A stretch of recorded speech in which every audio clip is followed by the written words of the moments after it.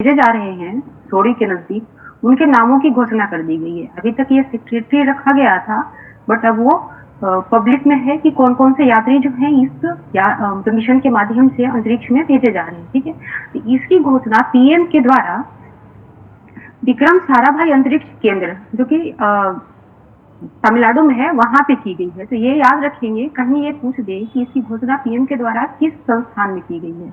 ठीक है, तो ये विक्रम साराभाई अंतरिक्ष केंद्र। और ये जो 4 पर्सन जो जाएंगे अंतरिक्ष में, उनका नाम है ग्रुप कैप्टन प्रशांत नायर, ये केरल से के रहने वाले हैं। उसके बाद है दूसरे नंबर पे ग्रुप कैप्टन अजीत कृष्णन, ये तमिलनाडु के हैं।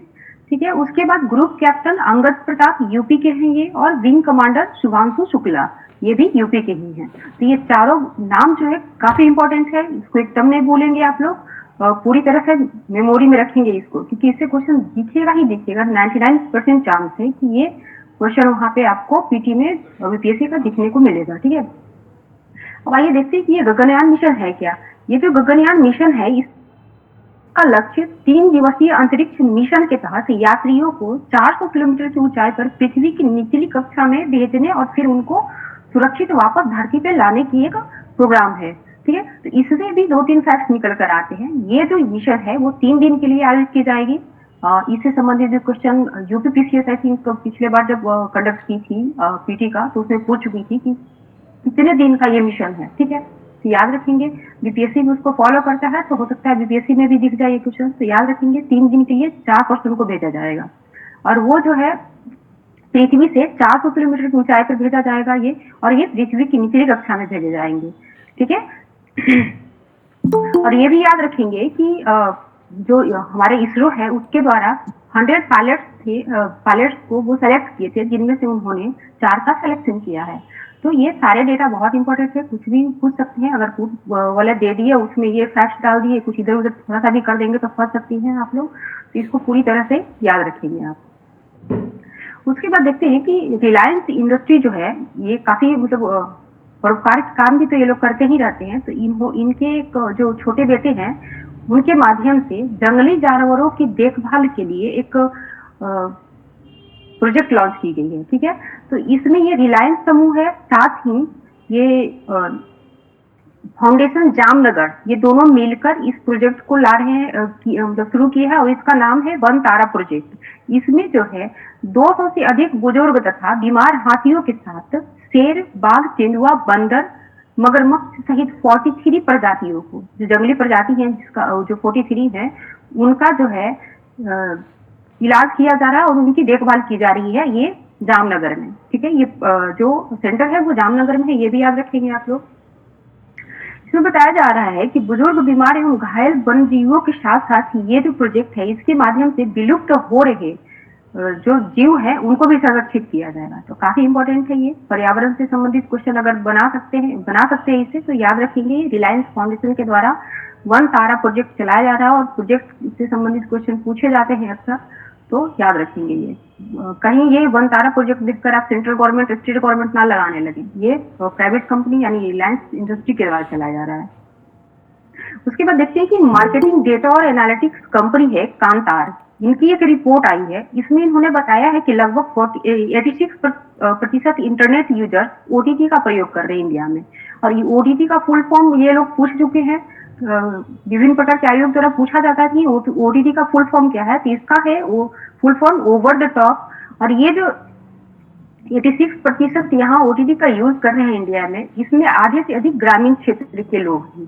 ठीक है, ये भी काफी इंपॉर्टेंट रिपोर्ट है ये, तो इसको भी याद रखेंगे। और इसी में बताया जा रहा है कि डिजिटल मनोरंजन सेवा जो क्षेत्र है वो 2021 से 23 के बीच में 58% के दर से ग्रोथ की है। तो इम्पोर्टेंट है ये भी। उसके बाद देखते हैं कि देश में जो है पैरा एथलीट को बढ़ाने के लिए सेंट्रल गवर्नमेंट एक स्कीम ला रही है। उसके तहत क्या है, 200 पैरा एथलीटों को साई के माध्यम से प्रशिक्षित किया जाएगा, ताकि वो जब पैरा गेम्स में पार्टिसिपेट करे तो और पदक इंडिया को मिले। तो इसमें है जो 200 जो पैरा एथलीट सेलेक्ट किए गए हैं, उसमें से 97 जो है महिला है। ठीक है, और उसमें बताया जा रहा है कि ये जो पैरा एथलीट है जिनका सिलेक्शन हुआ है, वो 10 विधाओं में सिलेक्शन इनका हुआ है। और इसमें से 68 तीरंदाज हैं, 38 एथलेटिक्स के खिलाड़ी हैं, और 20 साइकिल साइकिलिंग के खिलाड़ी हैं, तो ये डेटा भी आपको याद रखना होगा। उसके बाद देखते हैं कि हॉकी जो इंडिया है यहाँ की, वो काफी पॉपुलर है। कुछ दिन पहले उनकी महिला हॉकी टीम की जो कोच थी उन्होंने इस्तीफा दिया था, और कल यहाँ की जो हॉकी इंडिया के जो सीईओ हैं एलेना नॉर्मन, इन्होंने इस्तीफा दिया और इन्होंने आरोप लगाया कि हॉकी इंडिया के माध्यम के द्वारा इनकी जो वेतन है लगभग 3 महीनों से नहीं दी जा रही है, जिसकी वजह से इन्होंने इस्तीफा दिया। और एलेना नॉर्मन जो है वो ऑस्ट्रेलिया से संबंधित है और लगभग 13 साल से वो हॉकी इंडिया के सीईओ के पोस्ट पे कार्य कर रही थी। तो ये नाम काफी इंपॉर्टेंट है, इसको भी याद रखिएगा आप लोग। उसके बाद देखते हैं कि तुर्की महिला कप, ये फुटबॉल से रिलेटेड है। यहाँ पे भारतीय फुटबॉल टीम जो है कोसोवो से हारकर उपविजेता बनी है। तो इस तरह की भी छोटे छोटे क्वेश्चन पूछ देते हैं ये लोग, तो याद रखेंगे, क्योंकि कोसोवो जो है वो फीफा के रैंकिंग में 100 नंबर पे आती है और उससे वुमेन इंडियन टीम हार गई है। तो ये भी काफी पॉपुलर हो रही है ये, तो याद रखेंगे इसको। उसके बाद देखते हैं कि देश के सबसे बुजुर्ग लोकसभा सदस्य डॉक्टर शफी रहमान बर्क, ये सपा के सांसद थे, इनका निधन हो गया है। और इस तरह के जब भी कोई लोकसभा से संबंधित जिसके या तो वोटर्स, अभी वर्तमान में जो इलेक्शन ईयर है तो संभावना है इससे क्वेश्चन बने, तो याद रखेंगे कि ये सबसे बुजुर्ग थे जो लोकसभा के सदस्य थे और इनकी निधन हुई है, और इनका संबंध यूपी से है और यूपी के सपा के मतलब सांसद रहे थे ये, और ये 5 बार सांसद और 4 बार विधायक भी रहे हैं। तो याद रखेंगे शफी उर रहमान बर्क नाम है इनका। उसके बाद देखते हैं कि वैश्विक संस्था है कि ई बर्ड, इनके द्वारा इंडिया में राज्यवार स्तर पे एक डाटा जारी की गई है पक्षियों के संबंध में, और इस रिपोर्ट में बताया गया है कि इंडिया में मतलब राष्ट्रीय स्तर पे भारत में 1371 प्रकार के पक्षी पाए जा रहे हैं। और इस तरह का जब भी डेटा आता है बर्ड से संबंधित, जंगली जानवर से संबंधित, तो वो क्वेश्चन आयोग बनाती ही है, पर्यावरण वाले सेक्शन में डालती है। तो ये इस तरह की जो भी रिपोर्ट है उसको बहुत ध्यान से कीजिएगा, इसकी एक एक टर्म, एक एक फैक्ट को याद रखना होगा। जैसे कुछ दिन पहले ये चीता पर आया था, उसको भी याद रखना होगा आपको। अभी ये पक्षी पर आया है रिपोर्ट, इसको भी याद रखना होगा, क्योंकि इन दोनों में से कहीं ना कहीं क्वेश्चन कोई ना कोई दिखेगा आपको बीपीएससी पीटी जब आप लोग देंगे तो, ठीक है। ये जो पक्षियों की गणना की गई है ये बर्ड्स के द्वारा, इनकी गणना जो है वो पॉइंट काउंट मेथड से की गई है, तो ये भी याद रखेंगे। इसमें बताया गया है कि बंगाल में सबसे ज्यादा 877 प्रकार के प्रजाति पाए हैं पक्षियों का, और बिहार में जो है पक्षियों के प्रजाति में मतलब कमी देखी गई है। यहाँ पे जो है 382 प्रजाति मिले हैं जो 2023 में 400 थे, ठीक है। तो ये इम्पोर्टेंट हो जाती है, एक पहले नंबर पे कौन है और बिहार में कितनी प्रजातियां पाई जा रही है, तो ये दोनों आपको याद रखना होगा। साथ ही जो जेपीएससी दे रहे होंगे तो उनके लिए ये झारखंड में इनकी संख्या 356 पाई गई है, यानी झारखंड में 356 प्रकार के प्रजातियां मिली हैं पक्षी की, तो ये भी इम्पोर्टेंट है जेपीएससी के लिए। और यूपीपीसीएस में जो अपीयर हो रहे हैं 17 मार्च को, उनके लिए भी है कि यूपी में जो इस तरह की पक्षियों का जो प्रजाति है वो 554 पाया गया है। तो ये तीनों डेटा याद रखेंगे, ठीक है। उसके बाद देखते हैं कि ये जो ई बर्ड्स है वो वैश्विक संस्था है, इसको 2002 में कार्नेल यूनिवर्सिटी में कार्नेल लैब ऑफ ऑर्नियोलॉजी एवं नेशनल आईबोन सोसाइटी द्वारा स्थापना किया गया था इसका, ये भी याद रखेंगे। कूट वाले जब क्वेश्चन बनाएंगे तो हो सकता है दे दे कि ई बॉन्ड का स्थापना किनके द्वारा किया गया था, तो जब आप याद रखेंगे तभी तो बना पाएंगे इसको, ठीक है।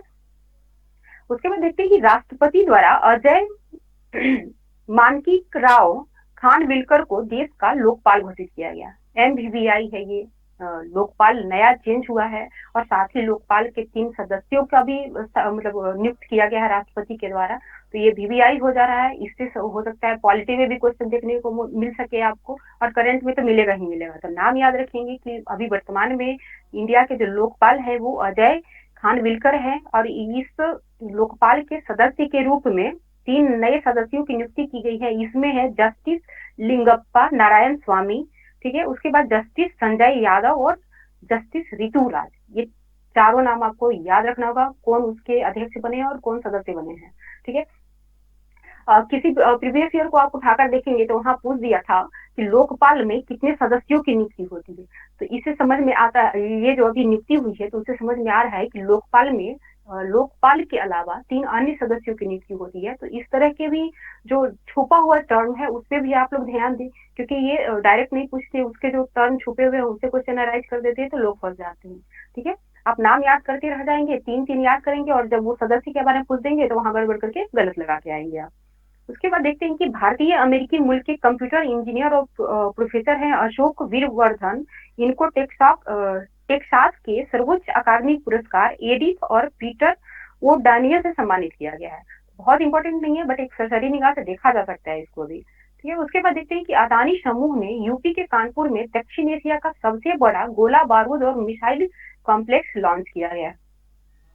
बीपीएससी के लिए नहीं, बट यूपीपीसीएस जो दे रहे हैं उनके लिए काफी इंपॉर्टेंट है, और जो यूपीपीसीएस के अदर एग्जाम होंगे उसके लिए इंपॉर्टेंट है। तो इसको भी याद रखेंगे कि अदानी के समूह के द्वारा कानपुर में दक्षिण एशिया का सबसे बड़ा गोला बारूद और मिसाइल कॉम्प्लेक्स लॉन्च किया गया है। उसके बाद देखते हैं कि छत्तीसगढ़ के राजनंद गांव में भारत की सबसे बड़ी सौर बैटरी परियोजना का अनावरण किया गया है। इस तरह की कोई भी स्कीम लाती है गवर्नमेंट तो ये क्वेश्चन बनाती है बीपीएससी, तो याद रखेंगे। वर्तमान में सबसे बड़ा सौर बैटरी परियोजना का अनावरण छत्तीसगढ़ में किया गया है। उसके बाद देखते हैं कि एमपी के उज्जैन में दुनिया की पहली वैदिक घड़ी लगाई जाएगी। ये वर्ल्ड का पहला वैदिक घड़ी यहाँ पे लगाया जाएगा, इसलिए इंपॉर्टेंट हो जाता है, इसको भी ध्यान में रखेंगे आप। उसके बाद देखते हैं कि हैरी पॉटर श्रृंखला, इनका जो उपन्यास है काफी फेमस हुआ था, अभी भी है बच्चों के बीच में। तो इस श्रृंखला का जो पहला उपन्यास था, और वो जो है उसको प्रूफ कॉपी बोला जाता है, उसकी जो नीलामी है 11,000 पाउंड, यानी कि लगभग साढ़े 11 लाख रुपए में इसकी नीलामी हुई है एक प्रति की। ठीक है, और इसके आवरण पर असंशोधित प्रूफ कॉपी भी लिखा हुआ है। तो ये याद रखेंगे, हो सकता है पूछ दे, इंटरनेशनल वे में अगर पूछना चाहे तो पूछ भी सकता है, बट बहुत ज्यादा इंपॉर्टेंट नहीं है ये। एक और T20 से संबंधित एक न्यूज है जो कि इम्पोर्टेंट है, वो देखते हैं हम लोग। नामीबिया के हैं यान निकोल लाफ्टी इटन। ठीक है, ये जो है नेपाल के विरुद्ध मात्र 33 गेंद में T20 का सबसे तेज शतक लगाया है इन्होंने। तो T20 का सबसे तेज शतक ये लगाए हैं, नामीबिया के प्लेयर हैं, तो काफी इंपॉर्टेंट हो जाता है। इन्होंने इंडियन प्लेयर को भी बीट कर दिया, और जो सर्वाधिक मतलब तेज शतक लगाने का रिकॉर्ड नेपाल के कुशाल मल्ला के नाम था, उनको भी इन्होंने बीट करके वर्तमान में T20 में सर्वाधिक तेजी से शतक लगाने वाले पर्सन बन गए हैं। तो क्वेश्चन इनसे बनने की संभावना है, तो याद रखेंगे। भूल के भी इंडियन प्लेयर को ना डालिएगा, ये नामीबिया के हैं और इनका नाम यान निकोल है। उसके बाद देखते हैं कुछ बिहार का न्यूज। यहाँ देखते हैं कि देहरादून के परेड ग्राउंड स्थित मल्टीपर्पज इंडोर हॉल में आयोजित राष्ट्रीय सीनियर और अंडर 21 जिजुत्सु चैंपियनशिप में बिहार जो है 2 स्वर्ण, 4 रजत और 7 कांस्य पदक सहित कुल 13 पदक इन्होंने जीता है। इसमें जो 2 स्वर्ण पदक जिन्होंने जीता है उनके नाम को आपको याद रखना होगा, क्योंकि स्वर्ण पदक विजेता का नाम ये लोग दे देते हैं और पूछ देते हैं कि इन्होंने किस चैंपियनशिप में जीता है या इनका संबंध किस खेल से है। ठीक है, तो इसमें जो है पटना की अभिलाषा कुमारी कॉन्टेस्ट स्पर्धा में 52 केजी में तथा बेतिया की मंजू है, इन्होंने नेवाज स्पर्धा के 63 केजी में स्वर्ण जीता है। तो ये दोनों प्लेयर का नाम आपको याद रखना होगा। उसके बाद यहाँ सेंट्रल मतलब स्टेट गवर्नमेंट के द्वारा एक रिपोर्ट दिया गया है, उसमें बताया गया है कि जो टीकाकरण जो सघन रूप से यहाँ स्टेट गवर्नमेंट के द्वारा चलाई जा रही है, जिसकी वजह से बिहार की जो शिशु मृत्यु दर है 2 अंक कम होकर 27 हो गई है। ठीक है, इंडिया का शिशु मृत्यु दर 29 है और बिहार का 27। तो ये याद रखेंगे, कंपेरिजन भी कभी कभी पूछ देता है, तो दोनों आपको पता रहेगा तभी आप बना पाएंगे। उसके बाद देखते हैं कि बिहार के 9 कलाकारों को संगीत नाटक अकादमी से सम्मानित किया गया है। ये जो है सम्मान दिया गया है 2022 और 2023 के लिए। इसमें 9 कलाकारों को ये जो सम्मान दिया गया है उसमें से 5 को संगीत अकादमी मेन पुरस्कार दिया गया है और 4 को जो है बिस्मिल्ला अवार्ड दिया गया है। तो ये देखते हैं कि ये कलाकार कौन है जिनको संगीत नाटक अकादमी का मुख्य पुरस्कार मिला है। तो उसमें है प्रेमलता मिश्रा। इनका संबंध मैथिली रंगमंच से है और ये अभिनय के क्षेत्र में इनको ये पुरस्कार दिया गया है। नाम तो याद रखना होगा, साथ में वो किस किस फील्ड में वर्क कर रहे हैं ये भी आपको याद रखना होगा, क्योंकि इधर ट्रेंड बदला हुआ है और ये पूछ देते हैं कि किस क्षेत्र से संबंधित है जिनको ये प्राइज मिला है। वो प्राइज मिला है वो नाम बता देंगे और पूछ देंगे कि इनका संबंध किस क्षेत्र से। तो जब तक आप इसको टोटली नहीं पढ़ेंगे तो फंसने की चांस है। तो याद रखेंगे प्रेमलता मिश्रा है, इनका संबंध मैथिली रंगमंच से है, यानी कि ये अभिनेत्री है। ठीक है, उसके बाद डॉक्टर नीतू कुमारी, ये लोक गायिका है। भरत शर्मा व्यास, काफी पॉपुलर नेम यहाँ का, ये लोक गायक है। उसके बाद है चौथे देखते हैं सीताराम सिंह, ये सुगम संगीत गाते हैं। सुगम संगीत मतलब भजन वगैरह जो गाते हैं लोग उनको कहा जाता है, तो सुगम संगीत कलाकार हैं ये। उसके बाद है आसिफ अली हैदर, ये नाट्य मतलब लेखक है, मतलब ये नाटक लिखते हैं। और इनका एक और पॉइंट कि अभी वर्तमान में जो भारत रंग महोत्सव हुआ था, तो उसका समापन इनके द्वारा लिखी गई नाटक समुद्र मंथन से हुआ था। तो ये भी काफी इंपॉर्टेंट तो पॉइंट है, अभी हाल ही में संपन्न हुआ था ये, तो पूछ देगा कि किनके द्वारा लिखे नाटक से भारत रंग महोत्सव का समापन हुआ है, तो वो है आसिफ अली हैदर। ठीक है। और 4 पर्सन को बिस्मिल्ला अवार्ड दिया गया है, तो ये इनको देखते हैं। पहले हैं समीप मल्लिक, ये ध्रुपद गायक हैं। दूसरे नंबर पे हैं हरीश शंकर रवि, ये निर्देशक हैं। तीसरे नंबर पे हैं रविकांत, ये अभिनेता हैं। और चौथे नंबर पे हैं कुमार उदय, ये अभी आप लोगों ने देखा होगा कुछ दिन पहले पद्म विभूषण मिला था, लौंडा नाच के एक काफी फेमस पर्सन थे जिनकी डेथ हुई थी। ठीक है। ये उसी धरोहर को आगे बढ़ा रही हैं जिनमें इनको संगीत नाटक अकादमी पुरस्कार दिया गया है। ये काफी मतलब इम्पोर्टेंट हो जाते हैं ये कुमार उदय सिंह। ठीक है। नाम तो सारे याद रखने होंगे, बट कुछ फेमस है जिनका नाम आपको याद रखना ही रखना होगा। उसके बाद देखते हैं कि बिहार विधानसभा का जो सत्र चल रहा है, तो इसमें हमारे जो ग्रामीण विकास मंत्री हैं श्रवण कुमार, उनके द्वारा कुछ डेटा दिया गया है। उसमें बताया गया है कि मुख्यमंत्री आवास योजना के तहत 2018-19 से वर्तमान तक कुल 24,155 आवास का निर्माण पूर्ण हो चुका है। और इस पर लगभग लगभग अभी 18 से लेकर 23 तक 316.72 करोड़ रुपया से अधिक राशि खर्च हुई है। ठीक है। ये पॉइंट पीटी में तो नहीं पूछेगा, बट अभी जब मेन आप देंगे और स्कीम के बारे में बताएंगे, जब सामाजिक उत्थान के बारे में दिखाएंगे स्टेट गवर्नमेंट का मतलब क्या कर रही है, तो वहां पे ये पॉइंट आप देंगे तो काफी इफेक्टिव होगा और मार्क्स को गेन कराएगा ये। ठीक है। और ये जो योजना है, इसी में बताया इन्होंने मंत्री जी ने कि एससी एसटी एवं अति पिछड़ा आवासीय परिवारों को घर बनाने के लिए वर्तमान में 1.20 लाख रुपए एवं शौचालय निर्माण के लिए 12,000 रुपए दिए जा रहे हैं स्टेट गवर्नमेंट की तरफ से। ठीक है। और वैसे पर्सन जिनके पास अपना जमीन नहीं है, तो उनको एक्स्ट्रा 1 लाख रुपया दिया जा रहा है। पहले ये जो राशि थी जमीन खरीदने के लिए वो 60,000 था, लेकिन जब से ये सामाजिक आर्थिक जनगणना मतलब गणना हुई थी, उसके बाद इस राशि को बढ़ाकर 1 लाख रुपया कर दिया है। ठीक है। तो ये भी याद रखेंगे, हो सकता है पूछ दे कि इस राशि को कब मतलब बढ़ाया गया, तो 1 अक्टूबर के बाद इसको बढ़ाया गया जब अपनी जातिगत जनगणना का रिपोर्ट तो पेश किया गया था। ठीक है। उसके बाद बताया जा रहा है इसी में कि मुख्यमंत्री सहायता योजना के तहत 2000 पहले से स्वीकृत अधूरे आवास जिनको पूरा करना है, उनको भी वर्तमान में 50,000 रुपए दिया जा रहा है।